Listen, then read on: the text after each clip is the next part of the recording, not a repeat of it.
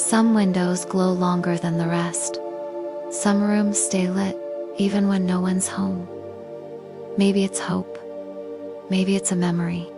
Or maybe it's someone who forgot how to stop waiting. Tonight's story is about one of those rooms. Welcome to Heartrest, where every story holds a heartbeat. If you're here tonight with a mind full of noise or a heart carrying weight it can't explain, this story is yours. Lie down, close your eyes, and let the quiet begin. The street outside was quiet now. It always got that way after midnight. Just the hum of old streetlights and the occasional sound of tires on wet pavement. Inside the apartment building, 3rd floor, 2nd door on the left, there was a room with the light still on. Not because someone forgot, hadn't let go yet. His name was Arman. He wasn't old, wasn't young anymore either. The kind of age where some dreams fade, but a few still hang around, like unfinished books on a dusty shelf. Arman lived alone, but his apartment didn't feel lonely. It felt paused, like someone left in the middle of a sentence. In the corner of the room, a single chair faced the window. Next to it, a cup of tea. Always hot, even if no one ever drank it. Photos on the wall, a guitar with worn strings, a half-folded blanket, and on the shelf, a note that simply read, "I'll be back soon." Years ago, that chair wasn't empty. That tea was shared, and the note wasn't a goodbye. It was a promise. She left for a job. "Just a few months," she said. He smiled, held her hand, watched her walk to the elevator.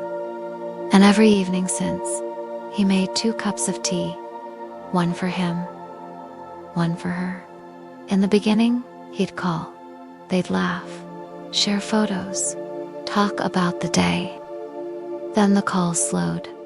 Messages came late. Replies became shorter. And one day, they just stopped. He waited, wrote letters, never sent them, even when he knew she wasn't coming back. But he kept the light on. Tonight, the room was still warm. Candlelight flickered gently across the bookshelf. The 2nd cup of tea sat untouched. Arman sat in the chair, looking out the window. Not for her. Not anymore. But maybe for the version of himself that still believed. He closed his eyes, held the cup in his hands, and whispered, "I kept waiting. But somewhere in that waiting, I found peace." He smiled. Not because he was okay, but because he wasn't hiding from the ache anymore. Have you ever waited for something or someone, long past the point where you should have let go? Maybe you're doing that now. Maybe there's a message you still check for, or a voice your heart still listens for in silence. It's okay. You're not weak for holding on. You're human. And tonight, you don't have to decide anything. Just breathe. Just listen. Just rest. One night, she left a scarf on the chair. Red, soft, and warm. It stayed there, like a goodbye that didn't know how to say itself. He used to pick it up, smell it, fold it, place it back gently. Now, it just rests there, like the final line in a book he never finished. Tonight, he folded the scarf, placed it in a box, took a sip of the tea, turned off the 2nd light, and for the first time in years, the room was just a room, not a waiting place, not a museum of what-ifs, just a room, and that was enough. Thank you for resting with us. Here at Heartrest, if you've ever waited for someone who never came back, or held on to something just to feel close to what once was, tell us in the comments.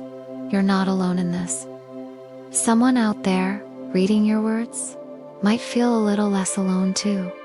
Sleep soft, dream gently, and let go